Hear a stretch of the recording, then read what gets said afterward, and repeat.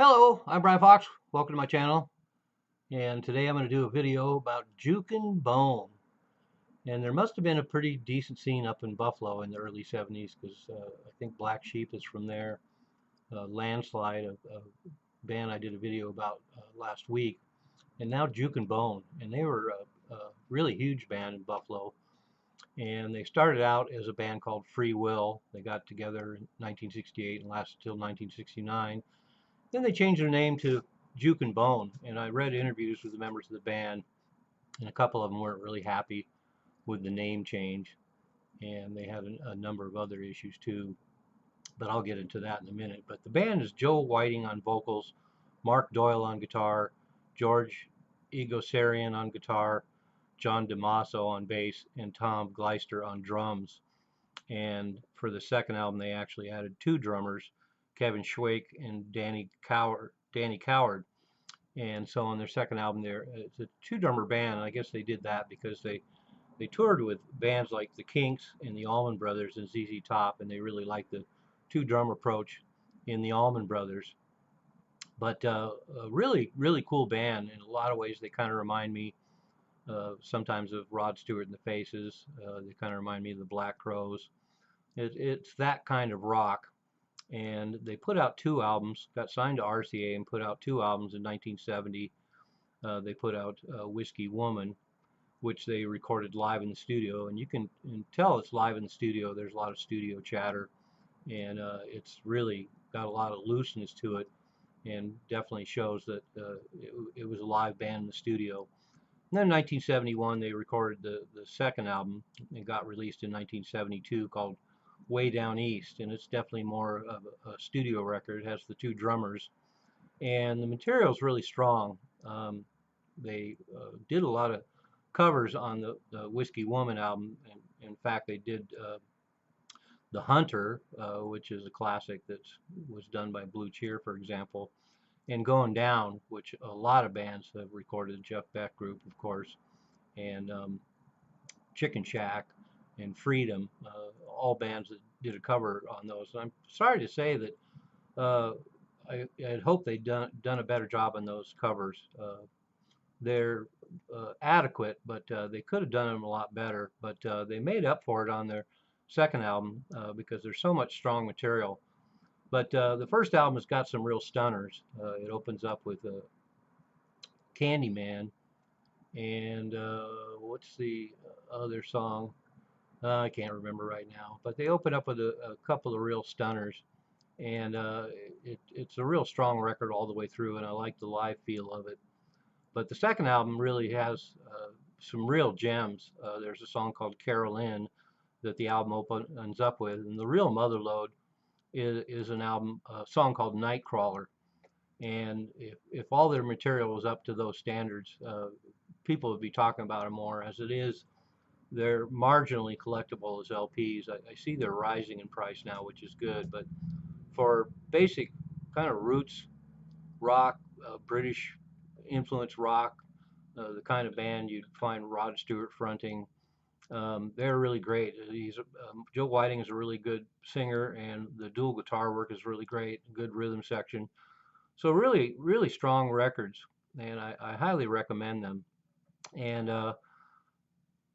also in the interviews with the band, they talked about the poor production on the two records. I have to agree. The production could have been a lot better. It's adequate, but one of the guitar players complained that his guitar work was buried, which is true. And when I listened to it, I think they could have been more like Aerosmith, and they might have had the impact of Aerosmith if somebody else had produced them and really brought that two guitar attack up front. So it's disappointing in that sense.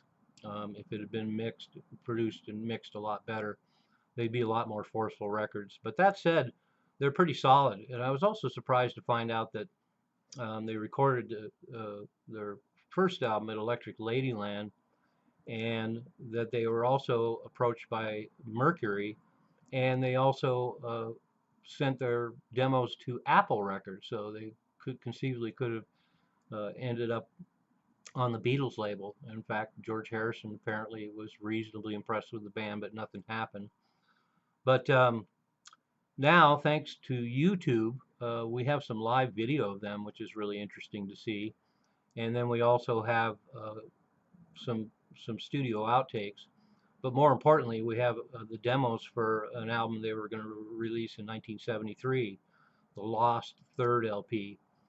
And they put quite a number of tunes together for it.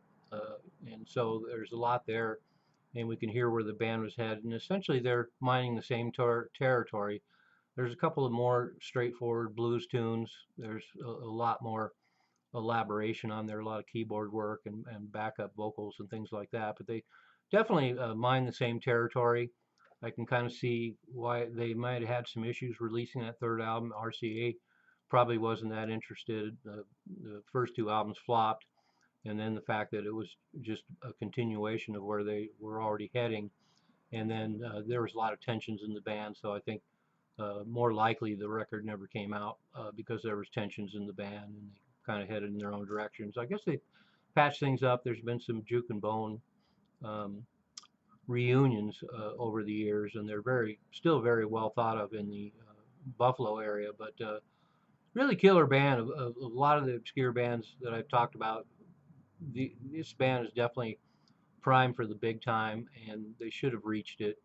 They definitely check all the boxes.